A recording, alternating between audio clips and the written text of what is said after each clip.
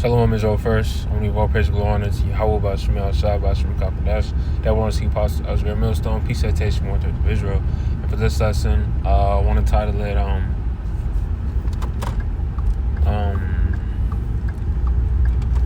ego drinking that cup. Alright. And I was scrolling down Instagram and I seen this proud ass reel. The Shedemite, whom it appears to be, says, how do you know your ancestors were slaves if you don't even know who your dad is? All right, and you got Edomites cracking up in the comments and whatnot. And ultimately, the reason why Jake don't have a father figure in the household is because you Edomites. And you're probably like, someone in the comment be like, how was that our fault? When you read the but these people don't know shit. All right, they don't know who Willie Lynch is. They don't know that there's a whole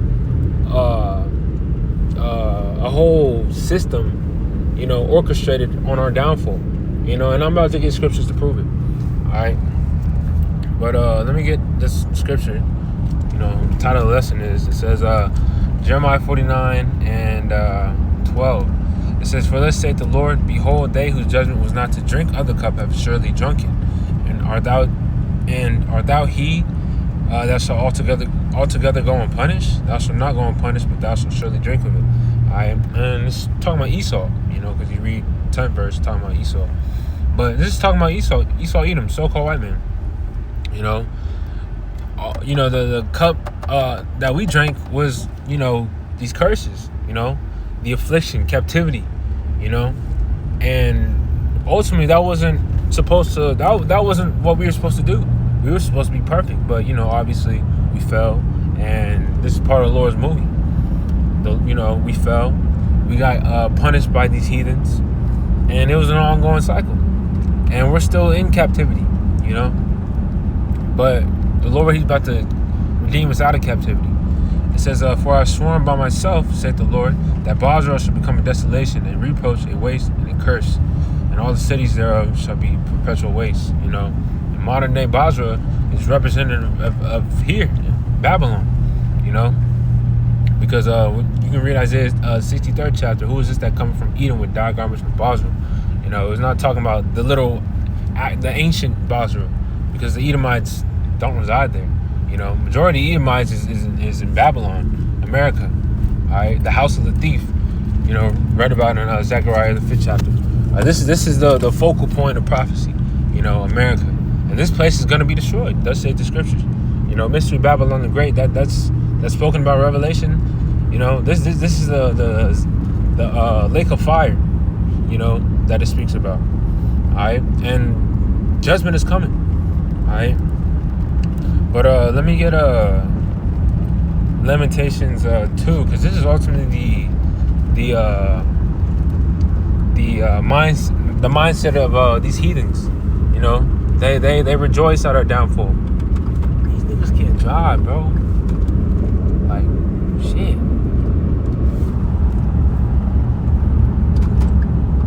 All right, but I'm gonna read Lamentations 2 and straight to the point. Lamentations 2 and 15. It says, all that pass by clap their hands at thee. They hiss and wag their head at the daughter of Jerusalem, saying, is this the city that man called the perfection and beauty, the joy of the whole earth? All right? And that's why they scoff and mock when we say that, we're the chosen people. Because our people are in such a fucked up state right now, it's not even funny. All right, but, the elect, Lord willing, probably the elect, it's really the nation of Israel is going to be saved through the elect, through the loins of the elect. All right, that's why scripture reads, I reserved unto myself 7,000 men which have not bowed the knee to Baal. All right, so the Lord has reserved the remnant. All right, the Lord is only dealing with the remnant now, and through the remnant, the rest of Israel is going to be saved. All right, but because it's written about 2/3 got to die. All right, and you look at these niggas, they got to be put out of their misery. All right, we can read Jeremiah 2. I believe it's Jeremiah 2, if I'm not mistaken, Salak.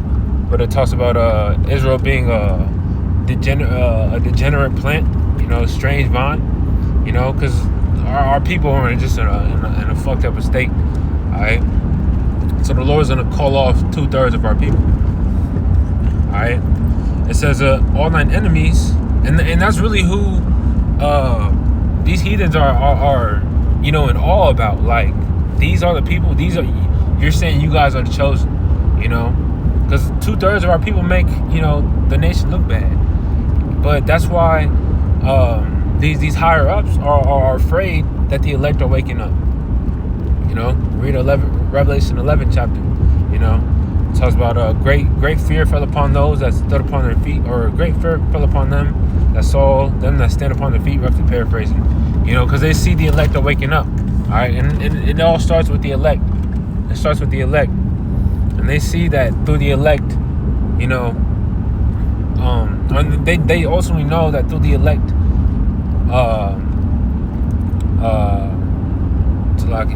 I kind of just lost my point. But they see that the elect are waking up, and that's what matters. All right, they don't care about Pookie and Ray Ray because they know that they're gonna get mowed down. All right, but it says all thine enemies have opened their mouth against thee. They hiss and gnash the teeth. They say, we have swallowed her up. Certainly, this is the day that we look for. We have found, we have seen it.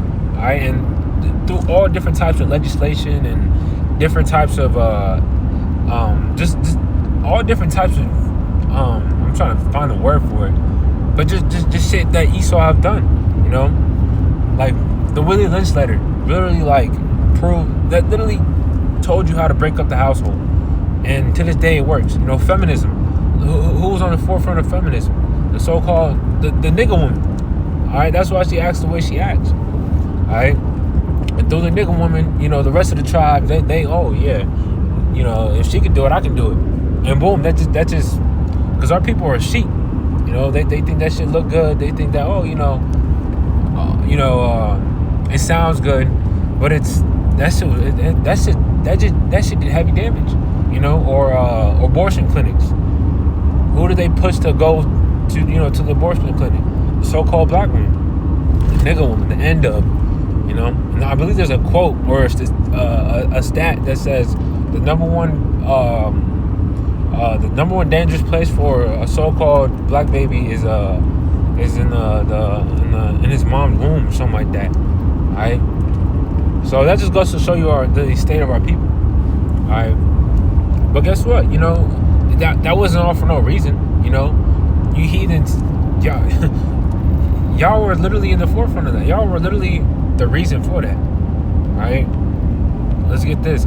Psalms 83. Psalms 83 and 2, it says, for lo, thine enemy, Salaki, it says, for lo, thine enemies make a tumult, and they that hate thee have lifted up the head.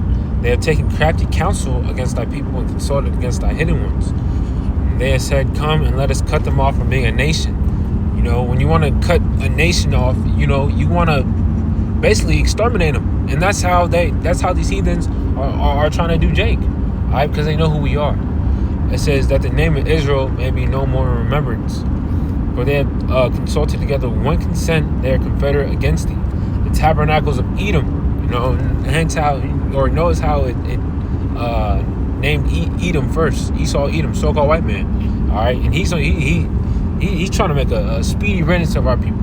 All right, and it all goes back to the birthright. All right, it's not because of color of your skin. All right, so get that nonsense out of your head. It says, and the Ishmaelites of Moab and the Hagarenes. So ultimately, these other nations are in league with Esau to try to get rid of us. All right, but that's all gonna be, that's all gonna it's all gonna fall upon their head at the end of the day, because one, it's already written that Israel is gonna be saved. All right, the Lord is not gonna allow these heathens to make a full end of us. All right, that's just, it's not written. The Lord promised that we were gonna be immortals. All right, and that's why these heathens are so mad, because they want the blessing, but the Lord said fuck them. They're a spit to the Lord. All right, but it says Psalms 2 and 1. It says, why do the heathen rage and the people imagine a vain thing? It says, the kings of the earth set themselves, and the rulers take counsel together against the Lord and against his anointed, saying, let us break their bands asunder and cast away the cords from us. He that sitteth in the heavens shall laugh, the Lord shall have him in derision. So the Lord's not going to allow you niggas to do that. It says, then shall he, hold up. Then shall he speak unto them in his wrath, and vex them in his sword displeasure. Yet have I set my king upon my holy hill of Zion. I will declare the decree, and the Lord has said unto me, Thou art my son, this day have I begotten thee. He's talking about Yahushua. And ultimately, Yahushua was already predestined to reign upon earth. All right, and that's what we're about to enter into. The kingdom of Yahushua. Which by default, being joint heirs with Yahushua, Lord willing for the elect, is the kingdom of Israel. All right. But I'll also stop it there. But let me go to Obadiah, as Spirit brought it up earlier. All right, this is Obadiah 1 and 15. It says, "For the day of the Lord is near upon all the heathen. As thou hast done, it shall be done unto thee. Thy reward shall return upon thine own head." All right. So, let me keep reading. It says, "For as ye have drunk upon my holy mountain, so shall all the heathen drink continually. Yea, they shall drink, and they shall swallow down, and they shall be as though they had not been." All right, so the Lord is going to bring y'all heathens to nothing. All right, and obviously, Esau is the only nation that's literally promised no mercy. I believe that you could read that in the Zonderman's Bible dictionary, if I'm not mistaken. But the rest of the heathens, y'all gonna get y'all punishment, and then y'all gonna be subject. Y'all gonna be good. But you Edomites are fucked. All right. Let me read down to 18 verse. It says, "But upon Mount Zion shall be deliverance, and there shall be holiness, and the house of Jacob shall possess their possessions." All right. It says, "In the house of Jacob shall be fire, and the house of Joseph a flame, and the house of Esau for stubble, and they shall kindle in them and devour them, and there shall not be any remaining of the house of Esau, for the Lord has spoken it." So after you Edomites play out your judgment, after you drink of that cup, you're gonna be done away with. You're gonna be exterminated. All right, and we just read it. All right, but until then, you're gonna feel these curses. All right, because the Lord is slowly lifting these curses off of us, and putting it upon you heathens, because. That's why Esau's so mad, because his kingdom is falling. He's starting to suffer.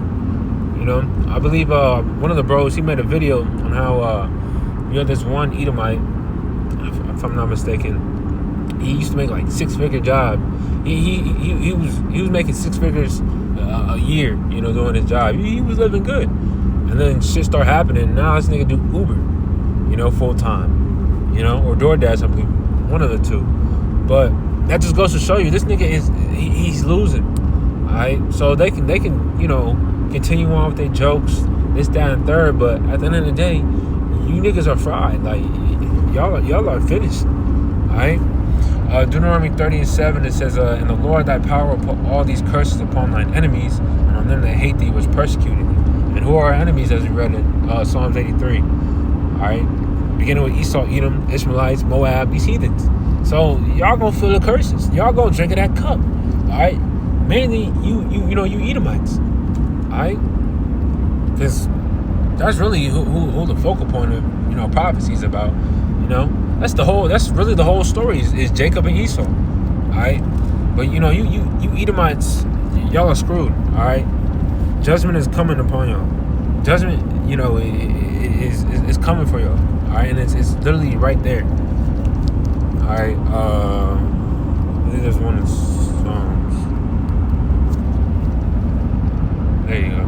Psalm 75:6. I'll end it off over on in this chapter. It says, Psalm 75:6 says, "For promotion cometh neither from the east, nor from the west, nor from the south. But the Most High is the judge. He put it down one and set it up another."